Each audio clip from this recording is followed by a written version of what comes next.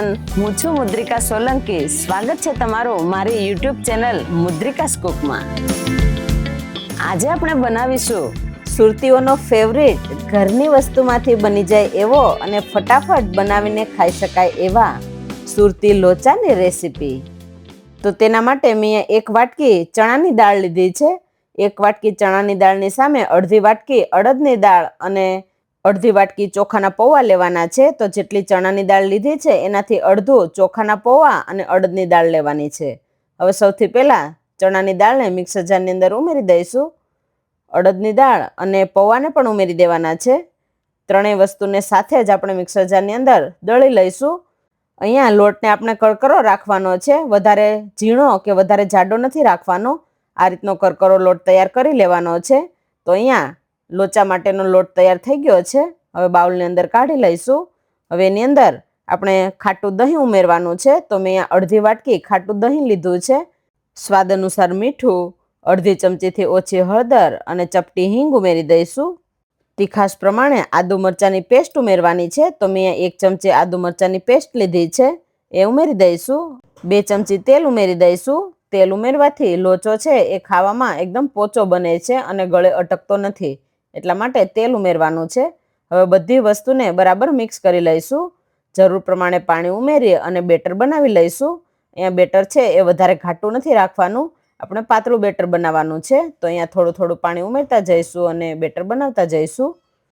જેમ બેટર પડ્યું રહેશે એમ બેટર છે એ ઘાટું થતું જશે, એટલા માટે આપણે બેટરને રેસ્ટ આપવાનો છે. તો આ રીતનું બેટર થઈ ગયું છે.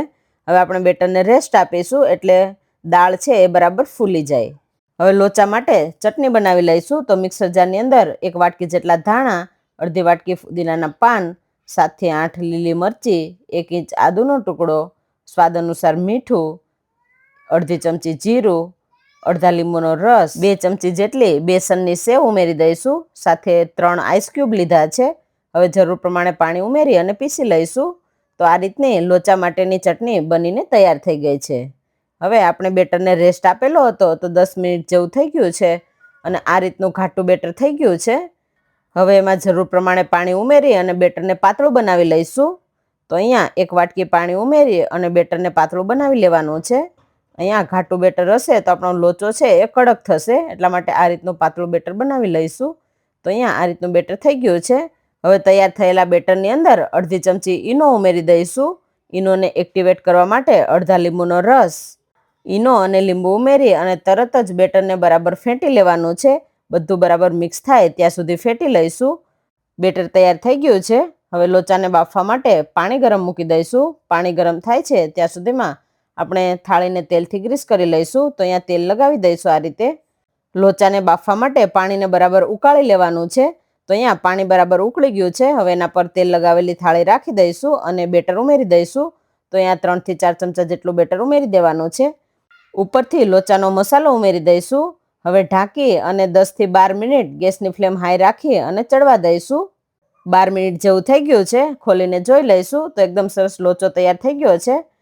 હવે એના પર સિંગતેલ લગાવી દઈશું. તો સિંગતેલથી લોચાનો સ્વાદ છે એ અનેક ગણો વધી જતો હોય છે. તો આ રીતે સિંગતેલ લગાવી દઈશું.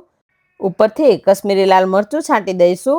હવે આ ગરમા ગરમ લોચાને સર્વ કરીશું. તો આ લોચો ગરમા ગરમ હોય એટલે ખાવાની ખૂબ જ મજા આવશે.